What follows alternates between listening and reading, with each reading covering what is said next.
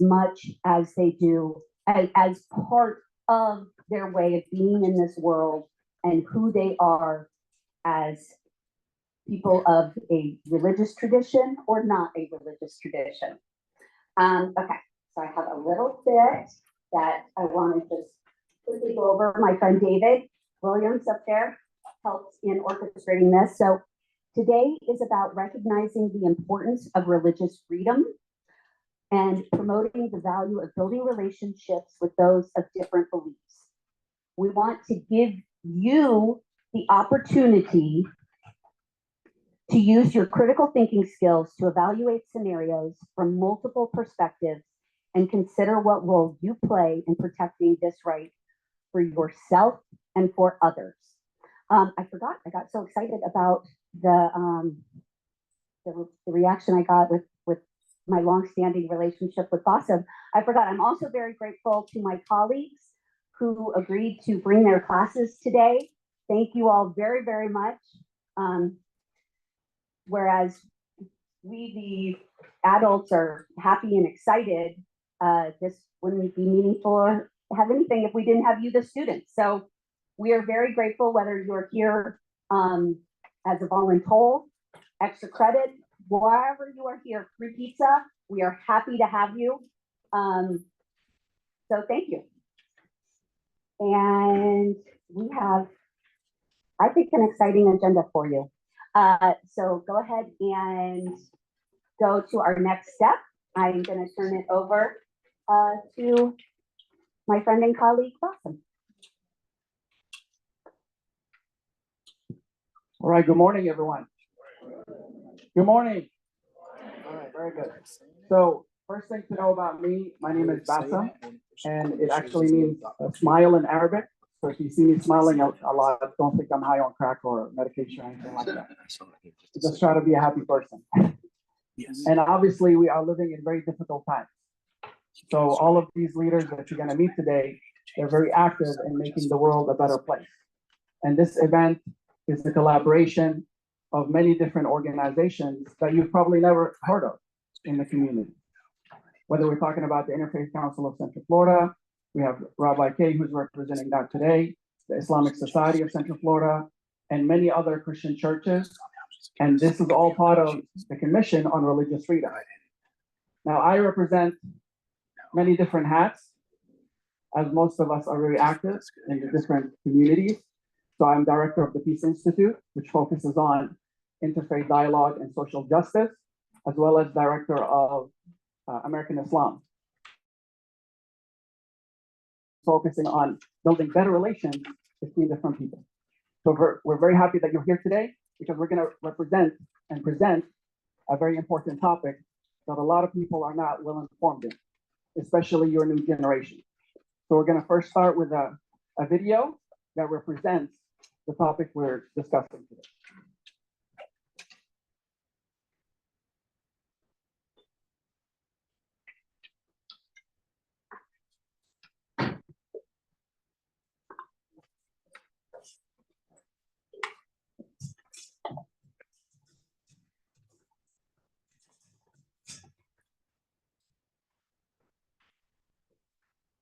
What if the government could punish you for the beliefs that were most precious to you?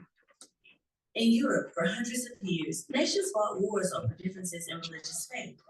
People were tortured and killed if they did not believe in the government-approved religion. Many future Americans left Europe, seeking freedom to practice their own beliefs in their new home. But they seldom allowed other people those same rights when they got here. Some British colonies in America granted toleration or just acceptance for other faiths, but very few allowed true equality for different beliefs. Many colonies had official or established churches, such as the Puritans in Massachusetts and the Anglicans in Virginia. These colonies used the power of the government to punish those of different faiths. But in 1636, Rhode Island became the first colony to protect true freedom for all beliefs, or none at all. In Virginia, Thomas Jefferson and James Madison fought for religious freedom, writing a law to protect it in 1786. The U.S. Constitution also helped protect religious liberty in 1787 by banning religious tests for federal office. Madison included freedom of conscience, the right to believe or not believe as you saw fit, when he drafted the Bill of Rights in 1789. And in 1790, President George Washington told a Jewish congregation in Rhode Island that the new government would give to bigotry no sanction, to persecution no assistance. The very first part of the First Amendment protects freedom of religion in two ways. First, it forbids the government to establish or sponsor religious faith, which is known as the Establishment Clause. The United States was the first nation that did not require an official religion. Second, the First Amendment protects the right of people to practice their faith through the Free Exercise Clause. Like all rights, even this one has limits.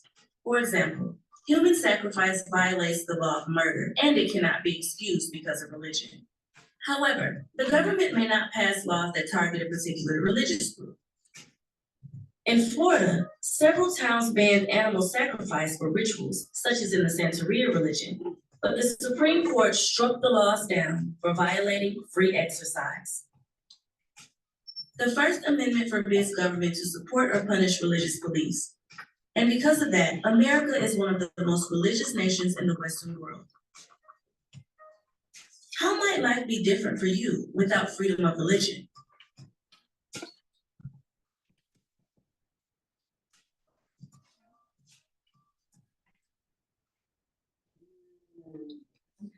So this shows you a very important topic, as we said, that most of us are not aware of. So now we're going to take a quiz. Okay, everybody's quiet now. This is not for a grade. This is not for a grade. So you can pull your phones out. The only time I allow my students to use their phones. So our speakers are not allowed to play this because they're experts. This is for the general public. If you click on the QR code on your computer, that'll get bigger. Yeah. So there's a QR code. Can you click on it right there?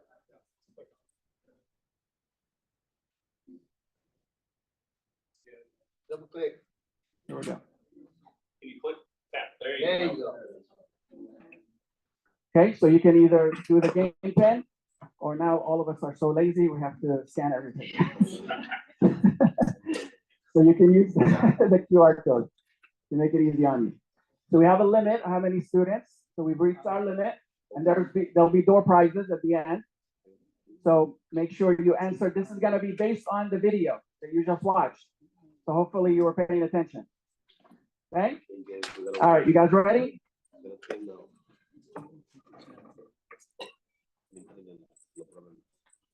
So this is going to be quick. So if you've never played Kahoot before, it's a very quick game based on timing and your correct answer, of course. And then there'll only be 3 winners at the very end. You guys ready?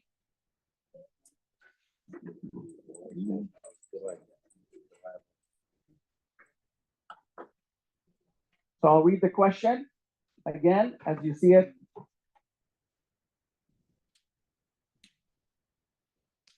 So, true or false? Europeans came to America for religious freedom, but they did not grant that freedom to everyone.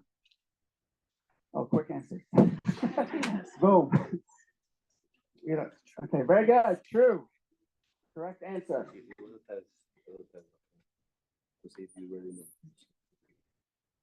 All right, let's see who's on the news board. We have Robbie. Second question. Which colony first protected true religious freedom for all, including those who dissented from the majority religion? So if you were paying attention, it was in the video. You got 8 seconds.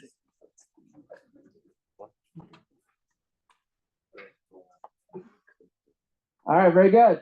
Most of you got it right. Rhode Island. All right, Ivy took over the lead, so it's getting competitive now. All right, third question. Which clause in the First Amendment ensures the right for people to practice their religion? Is it inalienable rights, the Free Exercise Clause, freedom of religion, or religious liberty? Those are the choices you have. All right. So most of you got it right. The free exercise clause. All right, Ava's still in the lead. Number 4, freedom of conscience. The right to believe or not was part of which foundational document drafted in 1789?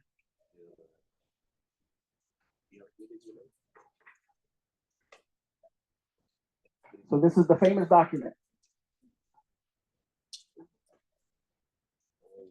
You got 5 seconds.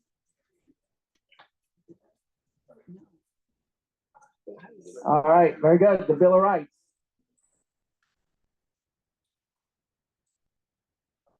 The last question. Which nation was the first to have no official religion and is one of the most religiously diverse in the world? It should be familiar to you. Very good. You live it. Everybody got it right. Excellent. So give yourselves a round of applause. So 3rd place comes Monica. Second is someone called 4848, or Ava, actually, Ava. And then 2nd place was A. All right, very good. So give them a round of applause. Make sure you grab you have gift cards, Amazon and Walmart gift cards for all the winners. So make sure you come. Make sure the right person comes. If they want to come now, if they can. I know they're squeezed in between the different. You guys want to come in? That's fine. So you are Ava. All right, so 1st place. There you go. You're welcome. And you're A. And then Monica. Very good. All right. So now I turn it over to Professor Julie. Nicely done. Nicely done. You don't know what you know until you are quizzed on it. I am very excited now to do another quick thank you and introduction. How many of you here are excited about pizza? That's because of this man up here, our provost, Danny Hu.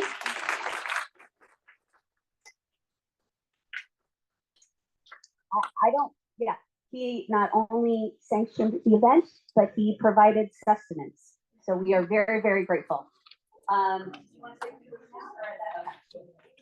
Wants to take advantage, say hi to all of you beautiful people, and then we will introduce our panel.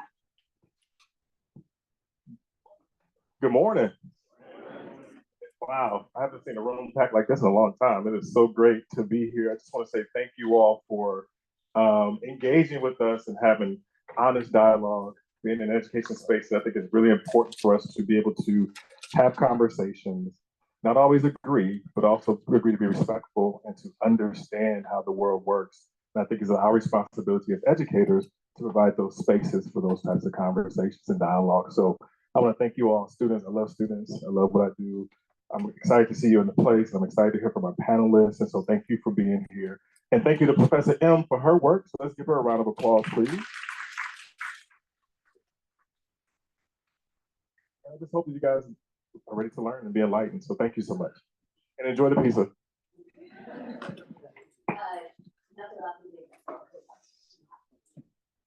All right, and now I'm going to ask our fabulous panel if they will come and sit at the table, and I will introduce them. So here on the very end, we have Jocelyn Williamson. Ms. Jocelyn Williamson. She is a lifelong atheist and humanist who serves as the president of the Florida Humanist Association and who co-founded the Central Florida Free Thought Community, a local organization of free thinkers, humanists, atheists, and secularists working and playing together with reason and compassion as guiding principles. As a member of the clergy, she represents humanism on the Traditions Council of the Interfaith Council of Central Florida. She is the state director for American Atheists and is on the national board of the Humanist Society an organization which ordains celebrants and chaplains in the humanist tradition. Thank you for being here. Next, we have Rabbi David Kay.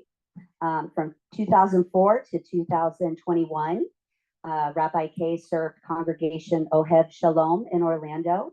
Today, he is chair of the Interfaith Council of Central Florida, an organization with the bold mission of embracing irreconcilable differences and cultivating shared values. I love that so much. I think I have to say it again.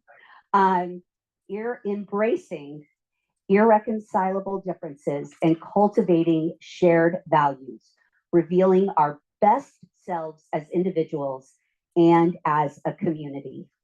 And if you've received an email from Rabbi Kay lately or listened to WPRK 91.5 on Thursday afternoons, you'll also know he hosts the show, I Used to Be in a Band. Nice. Thank you for being here.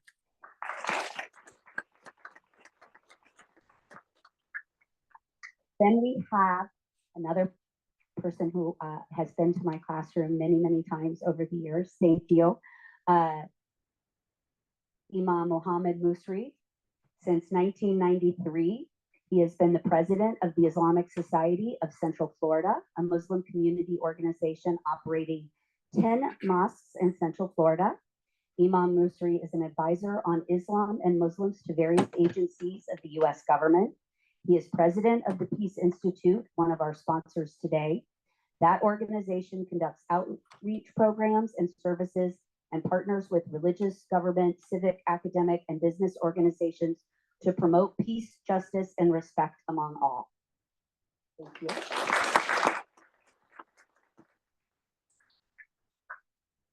And finally on the panel, I'm laughing. I realize that I have all of my bottles of water, but not chairs. So I will fix that in just a second. But we have Dr. Joel Hunter. He is the pastor of Community Benefit at Action Church. He served as a spiritual advisor to President Obama during his time in the White House.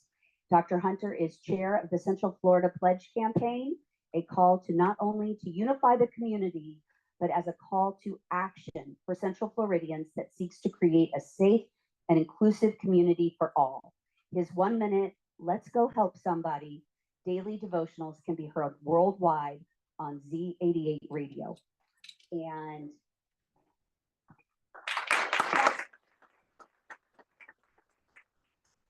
I'm gonna get her water. This next person is a professor here at Valencia College, Adrienne Matthews. She teaches political science and is another person who is not only a dear friend, but kind of a lifesaver. So we had our lawyer scheduled for today, and I'm not sure what happened, but they weren't able to make it. So poor Dr. Matthews made eye contact, and here she is.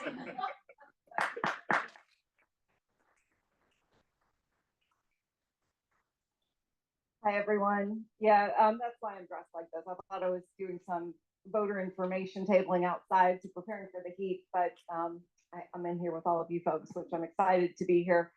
So Professor Montione asked me to speak a little bit about the role of religion in the Constitution. So just a couple of quick things that were pretty much covered by the video, but we do have two clauses in the Constitution. We have the Establishment Clause and the Free Exercise Clause.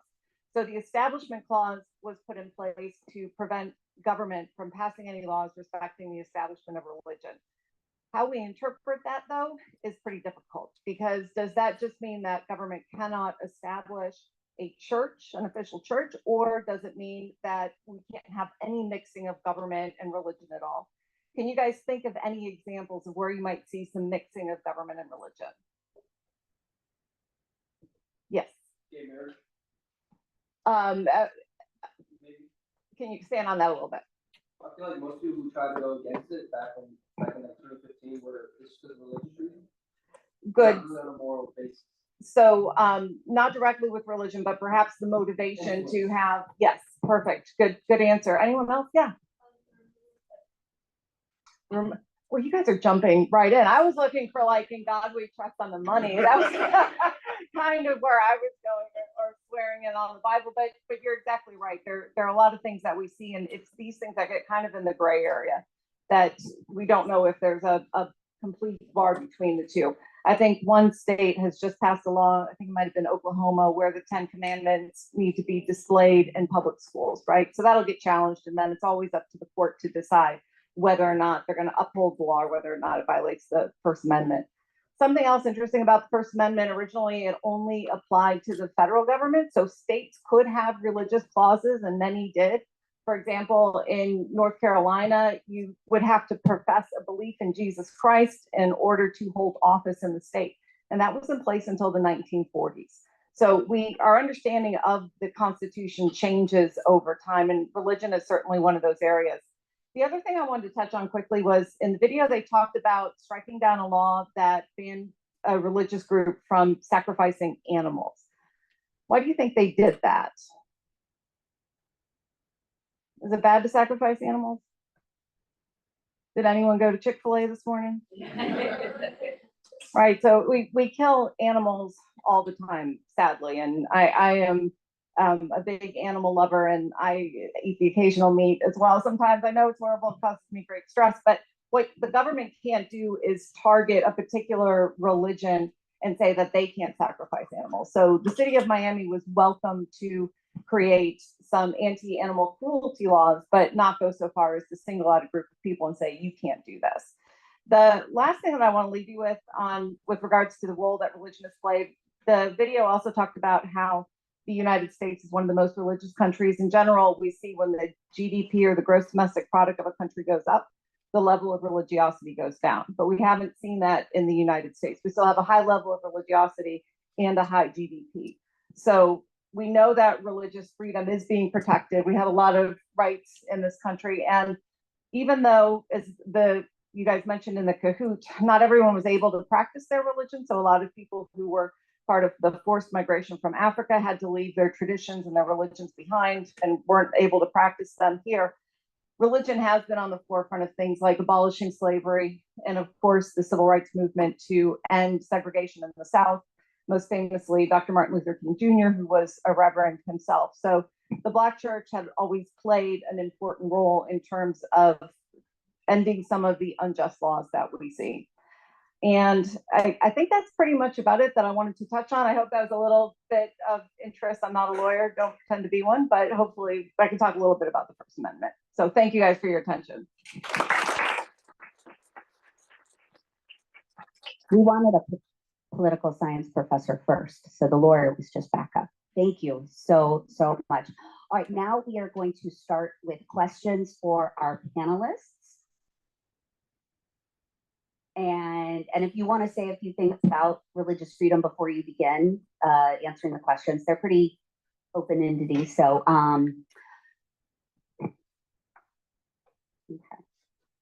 okay.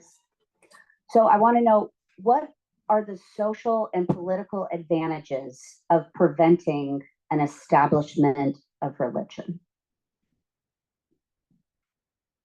And does anyone, Rabbi K, grab that microphone with authority. Did I hear me? Yes. Yes, okay. All right. It's about all I do with authority. But so the advantages, well, first I'll make a quick comment about the perspective of religious freedom in my tradition, which is that whatever you profess or don't profess, the perspective in the Jewish tradition is just be a good one of whatever it is. So as long as you are pursuing a system that helps other people, that makes you a constructive member of society, that helps to build up rather than tear down, you're good. You don't. In other words, Judaism doesn't say you have to be a Jew in order to, in order to make it true. The burden of being a Jew is only on people who are actually within that tradition. Everyone else carries their own burdens and takes their own path. I like to actually clarify that, sort of solidify it by by making a reference to actually to the Taoist tradition. The Taoists teach there are 10,000 doors in one destination. So whatever door you choose to go through is up to you. The benefits of not having an established religion are primarily our diversity. We are a diverse species. If you look around, one of the proofs of quote unquote proofs of what's meant by human beings being created in the divine image is that we have an infinite variety of sizes, shapes, skin tones, personalities, opinions, beliefs. That's the natural human condition. And if you establish a single religion and say you have to adhere to this, otherwise you're not part of the team, you're actually denying both the natural diversity of human beings and by extension, you're denying the divinity of human beings. Let me piggyback on that as well. I was a history and government major in my undergraduate work at Ohio University, and so I've seen the history of what happens when you combine two different systems with two different capabilities. When you combine religion with government, government is an instrument of coercion. It has the power to coerce. And so therefore, you create at least the tendency, if not the propensity, of marking out any particular people outside of the favored group. They are at least second-class citizens, and at most they can be persecuted. And so not establishing a favorite religion really saves the citizenry of either being discriminated against or coerced into conformity. And we've seen that in history. I'll go next. As a non-religious person, I am extremely aware of religion in our society. You can't experience December without seeing it everywhere, and that's okay. I think working together and having celebration and celebrating life is wonderful. I just want to add that. A lot of prejudice is out there about people who are non-religious not celebrating things. But this, the establishment of religion, we're not just discussing some obscure legal idea. This has been a cornerstone of the United States, like we talked about. And there are so many advantages that come from this, right? We want equal treatment. We want government institutions to remain neutral. We want to be in a situation where no matter who you are, if you enter that space, you're being treated equally. On top of that, if you think about rational policymaking, if policymaking at a governmental level is based on one particular religious beliefs, what does that do to the policymaking? What does that do to the scientific inquiry?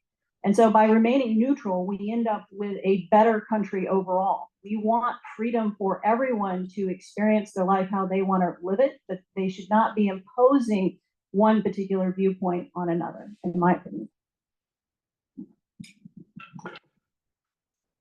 So from the Islamic tradition, we have the principle of religious freedom, where in chapter 18, verse 29, God says, let those who want to believe, believe, and those who don't want to believe, not believe.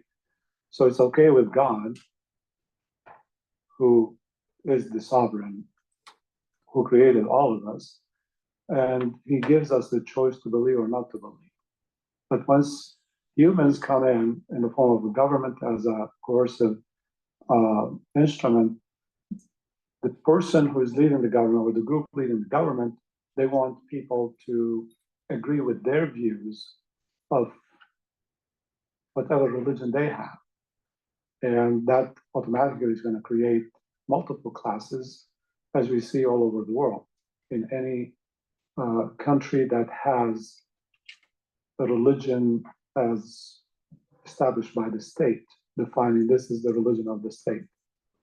And therefore, here in the United States, we are fortunate that the founding fathers paid attention to this and left it out of the hand of the people who would govern us in the future from controlling our choices in religion. And as Jocelyn said, give us all equal opportunity before the law. So what God wants and what we're practicing are now the same. Thank you all so much. I think you can very much see that we are already demonstrating the goal of our event in terms of promoting relationships. Can I just ask how long have you all worked on interfaith activities here in Central Florida? And Anybody know that? It's been a long time. I arrived in town in 2004, so since then. awesome. I started in 93. I think 2013, 2014 is about the time we got involved. Yeah, I got here in '85, so you weren't even born yet. So I think you can see that having these relationships and working with people to be able to protect their religion or lack of religion has been something. It doesn't even sound like there was a time where they were like, oh, wait, this is when I started to work on that and those relationships, that it's always been part of who they are. And I think Orlando is so much the better because of that. Thank you all so much. I want you all to think, though, as much as we have an atheist, a rabbi, a pastor, and an imam, those labels do not fully define who they are, right? Or even all of what their personal beliefs are. When we approach conversations with people of different faiths and different religions and non-religions, I'm asking that you will approach with curiosity as opposed to judgment, or at least, as they say in our Peace and Justice Institute, suspend judgment. Not that you can't return to a place of judgment, but at least to initiate with curiosity. And then we're often surprised to learn that our stereotypes of others are always incomplete, and often flawed. I mean, how many of you would have known maybe that Rabbi Kay was in a band?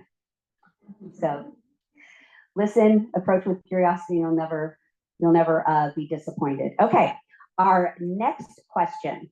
What are the social, or what do you all see as the social and political advantages of guaranteeing the free exercise of religion? So our first one was about preventing an establishment of religion. Now, advantages of guaranteeing free exercise of religion. And then we're going to get to student questions. I'll start off. I like notes. You guys can tell I'm the only person with notes. I that's just how I roll with it here. Anyway, we're talking about on a social level, if you're going to have a diverse and tolerant society, you need to protect everyone's right to protect their religion or not, right? We need to create an environment where people of all backgrounds and beliefs can come together in peace. You know, if the government starts picking and choosing which religions are okay, we're not going to end up with a very cohesive society. Politically, the free exercise of religion makes our democracy stronger. When people know their beliefs are protected, they're more likely to actually engage and participate in the democratic process itself. So, you know, protecting religious freedom means protecting people from religion as well. Right? No one should be forced to believe. No one should be forced to participate in religious practices if they don't want to. This freedom is a shield, right? It's not a sword. It's meant to give people special, not to give people special rights. They need to be protected from discrimination. They shouldn't be allowed to push their beliefs on others. And so the founders understood this balance, and that's why we are where we are today. Let me piggyback on that too. The guarantee of the free exercise of faith allows us to build relationships with people for who they really are. Not just what we agree with them on, not just on politically progressive ideas, but but loving them for who they really are. I like these people. These are my friends. And I don't want to love Muhammad Musri except for that whole Islam thing. I want to love Muhammad Musri because a huge part of who he is, as a matter of fact, the identity that he has is like the identity I have in Jesus. It's like you can't separate us. So if you don't love that part of me, you're not really loving me. And so it's not just about the concept of religion. It's about building the kind of relationships where you appreciate people for who they are. You love them for who they are. And you can get to the whole agree or disagree later. But you reach it on the basis of, no, we have a relationship. And so I put that in context of who the person genuinely is. Thank you, and I love you back. We are told so much in our scripture in the Quran about other faiths like Judaism and Christianity. The Torah is mentioned 16 times in the Quran as a book of guidance and light. Same thing with the gospel, 12 times, a book of guidance and light. And I'm not a Muslim if I don't believe in Moses and Jesus, in the Torah and the gospel. And again, God, as the sovereign authority, has established that there should be no compulsion in the religion. In chapter 2, verse 256, he said, let there be no compulsion in religion. So I cannot force anyone to believe anything. And also in chapter 10, verse 99, God said, if God wanted, he could make everybody, he could force everybody to believe, but he didn't. So who are you to make people believe? This is addressing the Prophet himself. So this is a fundamental right in Islam that it's up to you to choose to believe or not to believe, to practice or not to practice. The only one you answer to ultimately is God. For a country, for a government to appoint themselves like God and start holding people accountable to believe or not to believe creates chaos. When we guarantee the freedom of exercise for everyone, right, we create a society that is based on love. As the second commandment, love your neighbor as yourself. So you love the person for who they are, regardless if they believe what you believe or they don't. And that way you can coexist peacefully. You can work together. You can give them their rights. There's so much rights for your neighbor in Islam that cannot be done without recognizing some of your neighbors are Jewish or atheist or Christian or Baha'i or Buddhist. So you have to set aside what they believe in and treat them as a human being who is equal to you and love them. And that's ultimately the test from God. Do you love your neighbor regardless, or do you love the neighbor who is exactly like you? Muhammad and I don't piggyback, but that's a kosher and halal joke. In case you missed that one. That's a pretty high level joke. I really like that. I'm sticking with that one. But I will only add that the operative word for me in the free exercise clause is free. That's what we value in the United States. And if we don't not only allow free exercise, but support and defend free exercise, then we aren't really free. Thank you all so much. We have some fantastic questions coming from you all. As someone who has traveled in rural North Carolina and Tennessee, I want to start with the one, I'm not sure who asked it. What are your opinions on the blue laws? This may go back to our religion, our government scholar. Do you want to start? Or does anyone want to say who asked that? What are blue laws? Aren't they with alcohol? The alcohol I can't be. believe it's the prohibition of alcohol on, Correct. yeah.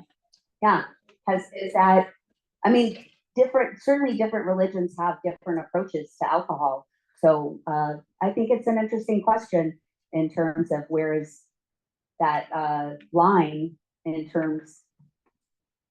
I was born and raised in Chicago, and just north of Chicago is Evanston, Illinois, which is still a dry suburb. It is the birthplace of the ice cream sundae, by the way, spelled Sundae, so it's not to be confused with the Christian Sabbath day. And it was invented because not only was Evanston dry, but there was concern about using soda water. Because that could be used as a mix for an alcohol. So the inventor of the ice cream sundae actually took an ice cream float and took away the carbonated water, and what was left was what we know as an ice cream sundae. So a little piece of trivia for you to bring up and impress people at parties. However, I'll just add that Evanston has been dry all this time, and it's not, I mean, it was originally for religious reasons, but it's now a matter of tradition. They sort of kind of pride themselves in being this, being a dry suburb. But it hasn't changed anything in terms of the dynamics of the population. Crime isn't less there because there's no alcohol being served. And all you have to do if you want to drink is go over the border of Evanston into Lincolnwood or Skokie or into Chicago, and you can get all the alcohol you want. So again, as the imam has said, it's a matter of your own choice, and trying to impose a religious reason for it isn't something that's going to actually work. I was just going to say that there is a state, and I don't remember which one, that actually has a blue law that talks about not serving an ice cream sundae before 1 p.m. again, so that people could go to church and I guess not be tempted by ice cream. So I don't think that we see behavioral change as a result of the blue laws. So that would be my answer to that. Well, in the Islamic tradition, drinking alcohol is completely forbidden for the faithful, and for obvious reasons. I mean, in this country, perhaps 500,000 people every year who get in accidents because they're drunk. It has a toll, a cost on society, on lives, but because we cannot get the entire country to agree on one thing, even if it is for the general benefit, as the rabbi said, you can't make one district dry and the district next to it. And we see this with guns. You know, some states have gun laws that you can buy, and the next state has prohibition. So it doesn't work, either all or none. Okay, let me expand on that a little bit. I'd have to be refreshed as to the definition of blue laws. For some communities, there were prohibition of the sale of alcohol on Sundays. Some went further than that. But let's go for the 30,000 foot view here.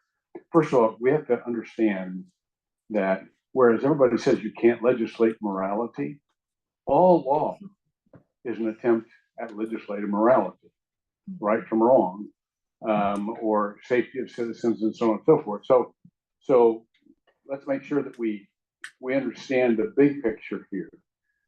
Let's also make sure that we understand that some communities do want to set forth laws or guidelines for their own community, and citizens can attempt that. Whether that lasts, very doubtful. Whether it's effective, almost never. But the point is that if we don't go national, if we're talking about communities having the capability of setting standards for the citizens within that community, I mean, HOAs, for crying out loud, I hate them, but you know, but they exist. And so somewhere, if you have a group of people, they are going to set standards for those within that group. And then they will be tested and either revised or extinguished. But it's a natural tendency to want to govern and set boundaries for your own group. Of course, we did try to ban alcohol nationally here in the United States in the 1920s, and that didn't work out well. So there's more to it than just focusing on that single item. There's a more comprehensive kind of approach that you have to take in your society, and your society has to be ready. And I kind of wanted to follow up on that as well, with this society needing to be ready. The court is reluctant to push too much change on anyone in general at one time.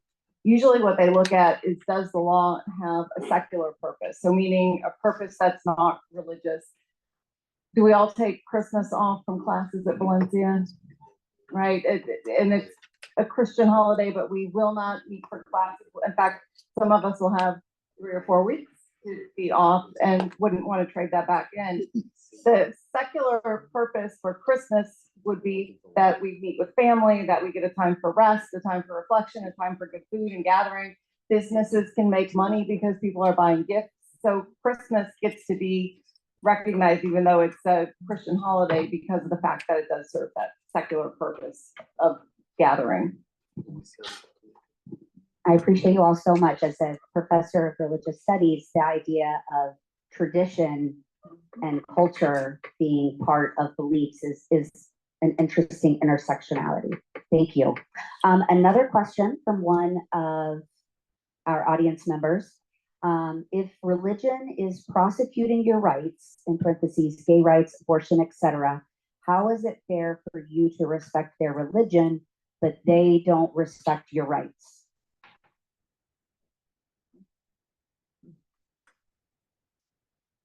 Well, we're talking about religion and we're talking about people, and those are two different things, right? So I respect people across the board. I lived for a couple of years in Japan.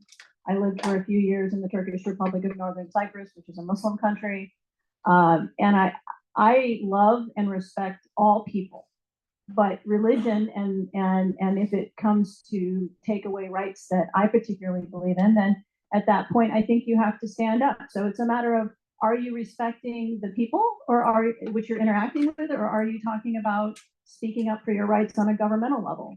And that's separate. And I think that needs to be important. And you shouldn't just categorize people with a blanket statement of all people in a particular category is something. That's not fair. We aren't a monolith.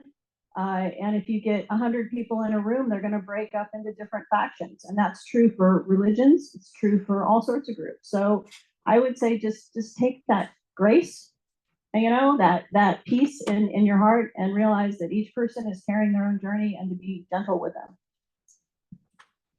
It's always struck me, and this may not be a popular take, but it's always struck me that if you profess a faith, and you can't tolerate anything around you that challenges or contradicts that faith, that's a very fragile faith. And if you are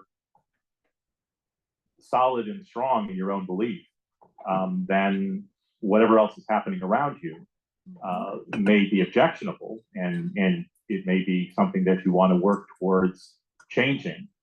If it has a negative impact on the world around you. But if the place that you're coming from is, this is against my faith, even though it's otherwise legal and permissible, this is against my faith, and I don't want it near me because of my faith. Not because it does damage to other people, or because it's detrimental to society. That's secondary. I want to defend my faith first. That's not a particularly strong faith that you have. Yeah, Again, this kind of counterpoint. I totally agree with what David just said, Rabbi. Let me ask you, though, to understand how, I'm 76 years old. how quickly we are expanding the realm of rights in this country. That's not wrong, but for those of my generation, generations of customs that have been just understood. For example, the definition of marriage that have just been understood. This is a quick turnaround for many of us. And so what many people of my generation are grappling with, and I believe will come out in a good place, is, okay, yeah, let me give you an example. 2 hours after President Obama came out for gay marriage, he called me. I was traveling down 1792, going past a Winn-Dixie. Becky and I were in the car, and you know, these things. You get on the line. President would like to talk to you. Are you available? Give me 2 minutes. I had to get over in a parking lot so I wouldn't wreck. And he said, Joel, I want to tell you about an interview I just did, where I came out for gay marriage, and we were, I mean, we had this great relationship, and he knew where I was. I'm very conservative theologically. In our tradition, marriage is between a man and a woman, but that's just our tradition.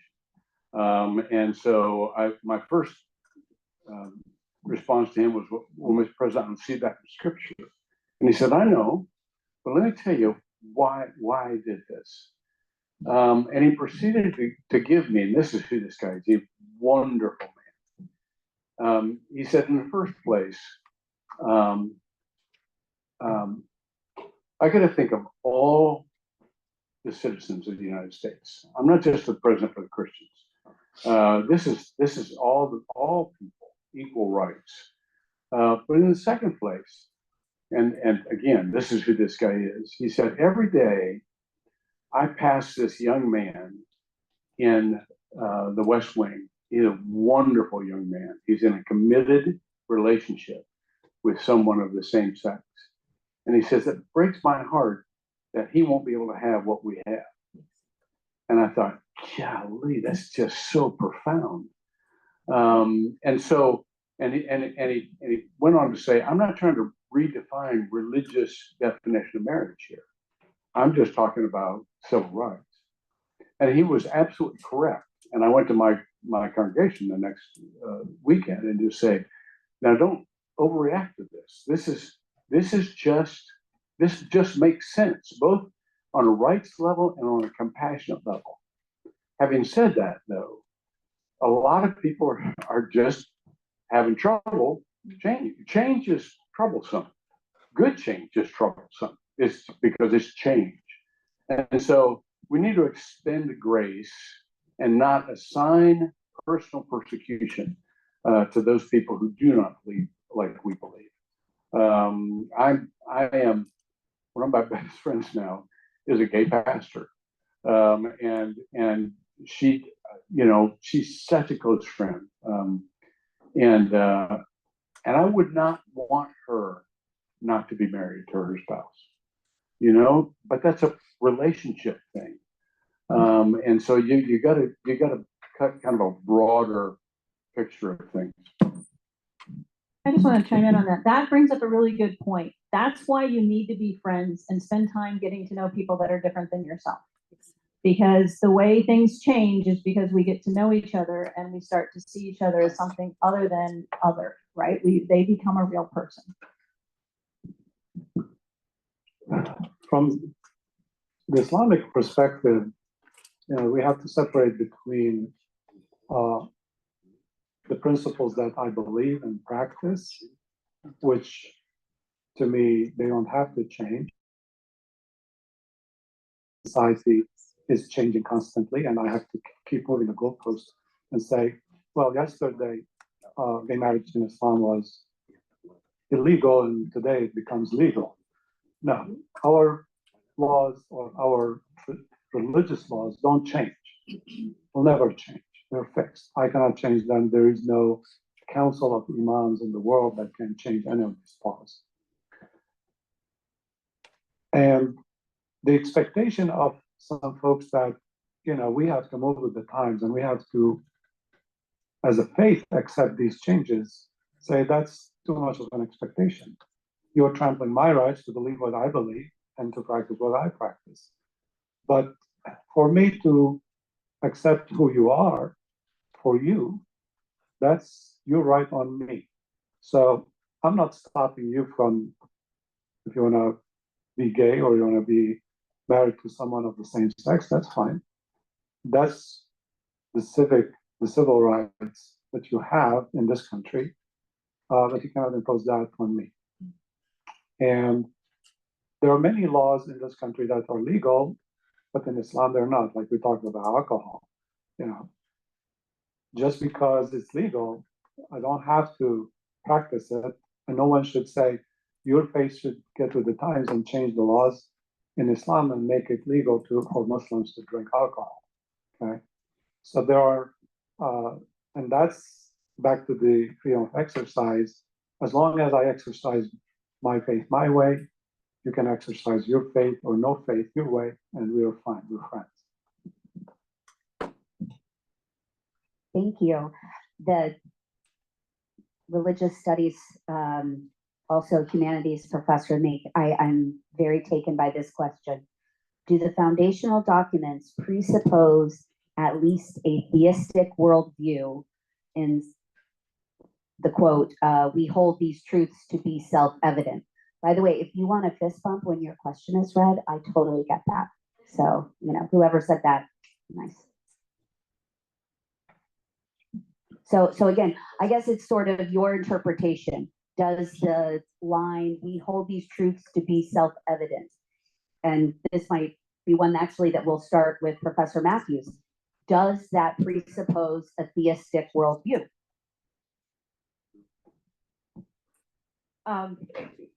It's a line that there are lines that I do struggle with in these documents as well. And I think that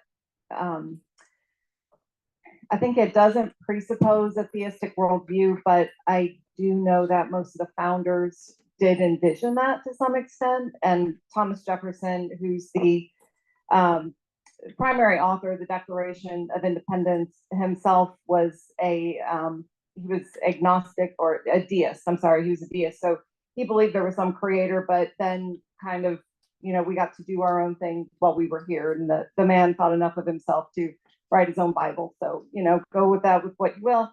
But I do think there are a lot of things that presuppose theism. However, God is not mentioned in the Constitution anywhere.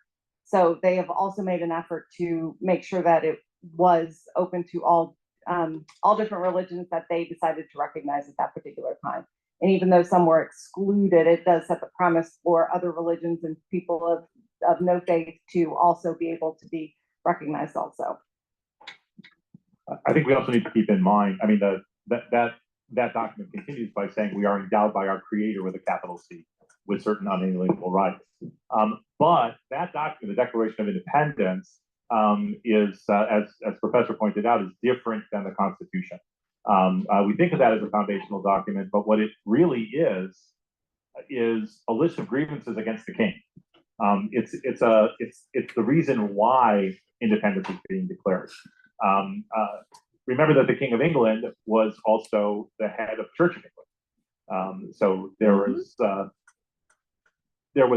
little sort of backhanded slap there saying, you may be a religious authority, but we have a higher authority that grants us life, liberty, and the pursuit of happiness. The fact that the Constitution, does not mention God deliberately, does not mention God, I think is the far more significant aspect. I would say, yeah, they couldn't run away from being theists. They had a whole society. We said those first immigrants, they came here because of religion.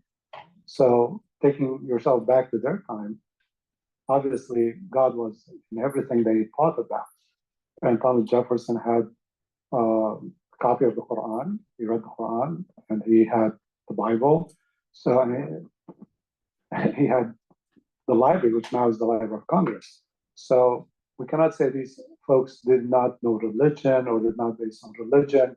Most of our values and freedoms and the things within our Constitution are drawn from religious texts, really. They rely heavily on the Bible, they rely heavily on religious texts around the world. They couldn't have come up from vacuum with these rights and ideas, but they, I would say, had better interpretation of religious texts, and they were looking towards the future to creating a more balanced society that did not restrict people based on particular religious, interpretation or particular religious, church. They wanted to be as global as they could. I'll just add on to that. The concepts of doing no harm, of not murdering people, of the basics of common decency is throughout the world. Whether you look at Buddhism, whether you look at ancient writings of Epicurus, you're seeing a conversation about how to treat people justly, how to treat them well, and how to move forward as a society. And so you have to look at the time in which they were writing it. They wonderful vision for creating a secular situation where we could have that separation and everyone could be free to live the way they want to.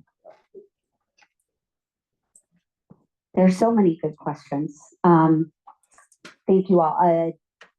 This one just popped up and I can't not ask now. Do you all think religion, being a cornerstone for building community, will fix the modern social issues of today? I'll chime in. No, I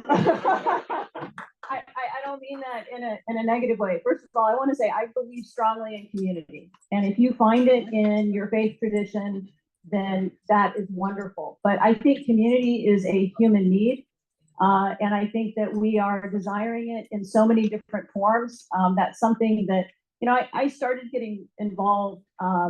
Just to give you a little backstory on me, real quickly. We got started with the Central Florida Free Thought community because I got upset about Hobby Lobby. And I was dating someone who was like, where's the Free Thought group? And I'm like, okay, so we get started with that. And then I start meeting all these people who identified as I do. And I'm like, wow, we need a community. There's a group of people that want to, celebrate birthdays and share our losses and do all those group things together. And that's what community is. And so do I think religious community can help the United States in some way? Sure. I believe in working together. I believe the reason that we are able to build bridges is because we all come together and we decide to build a bridge. It isn't just one person standing over there and they're able to build a bridge. So community is definitely important, but I personally don't think it has to be religious, but we are a religious country. There are many people with many different faiths, and if we don't work together, we are not going to get very far.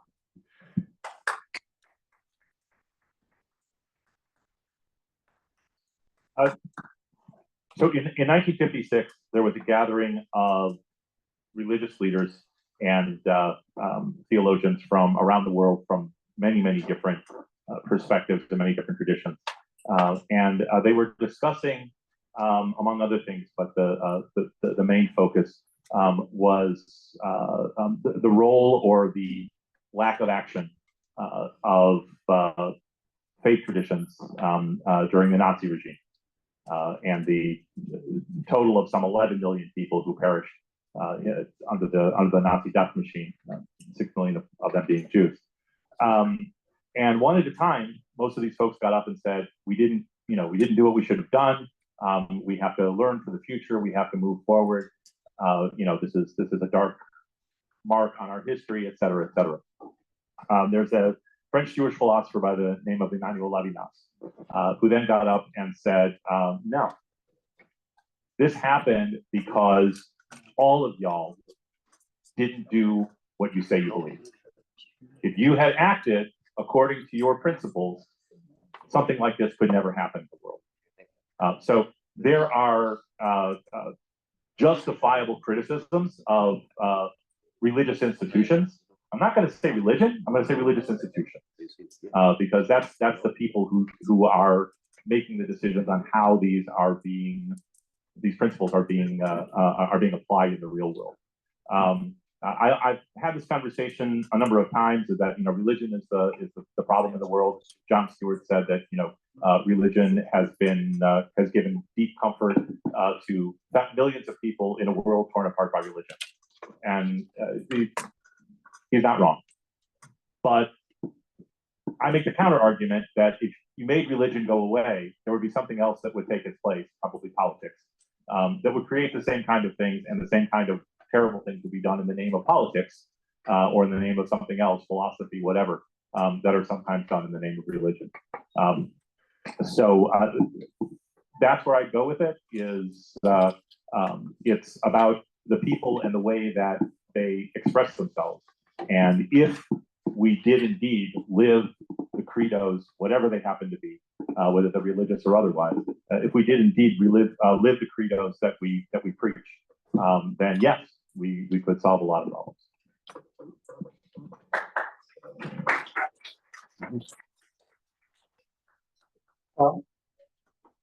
I believe the issue here is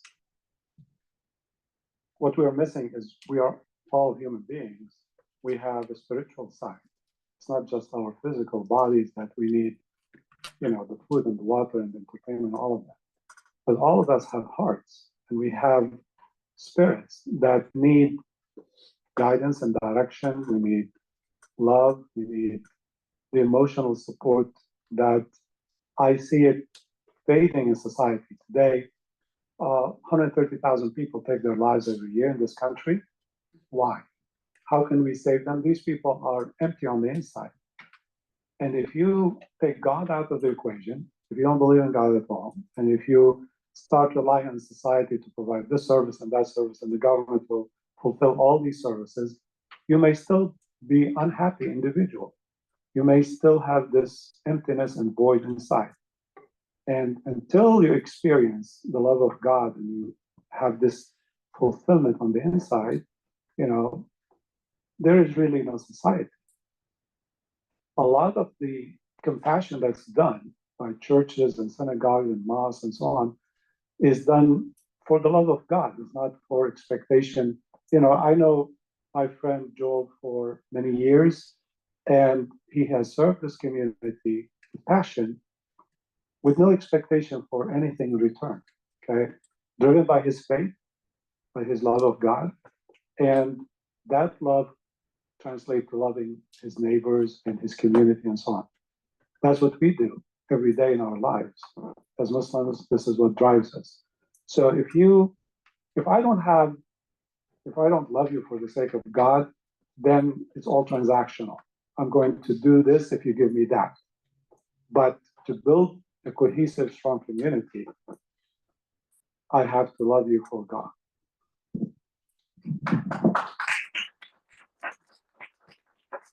So in summary, let me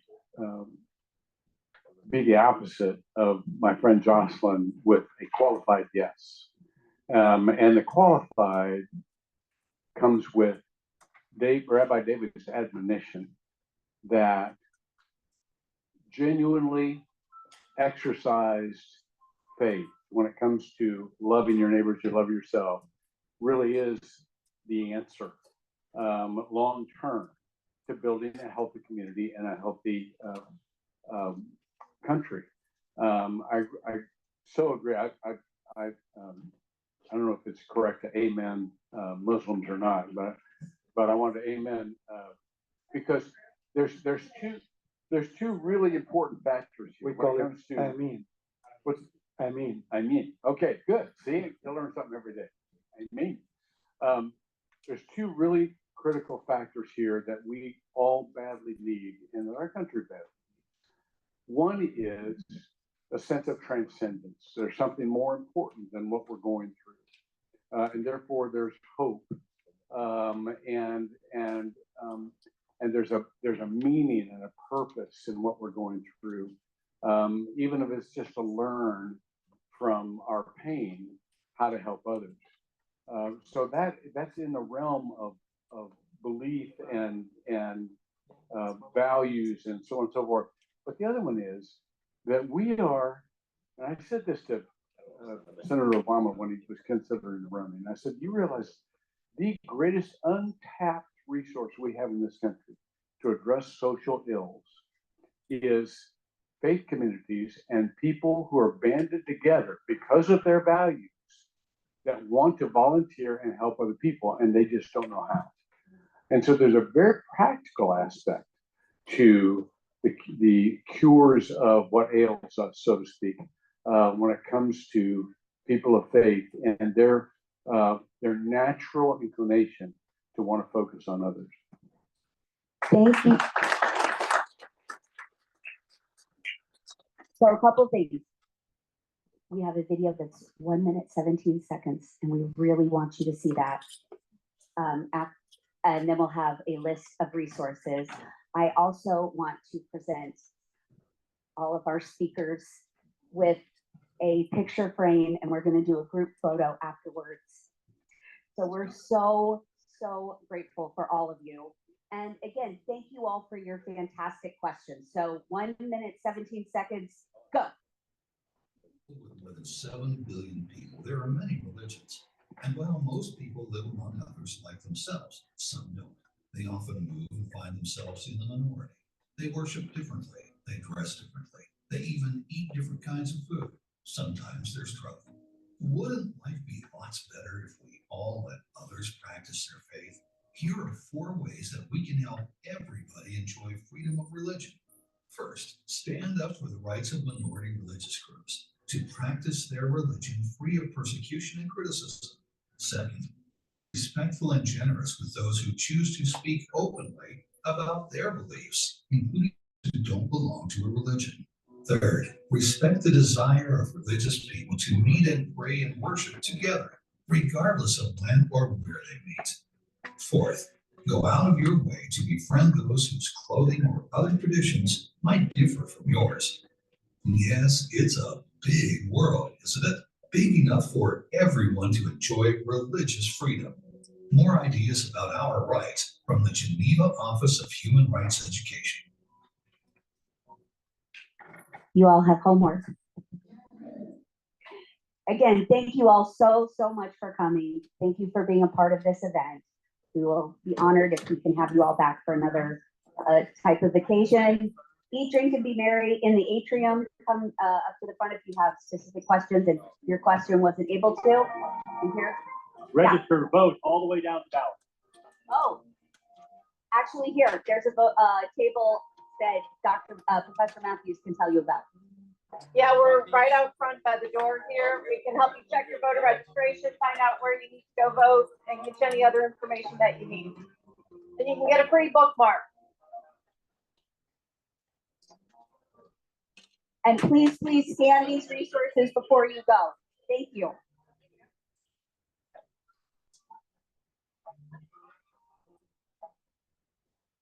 Make sure you get the flyers, more about the Commission on Religious Freedom. There's a interfaith tour you can be part of in the community. And then on the screen is a quick QR code for resources, including the videos that we showed throughout the event. Thank you for coming, and I hope to see you in the future.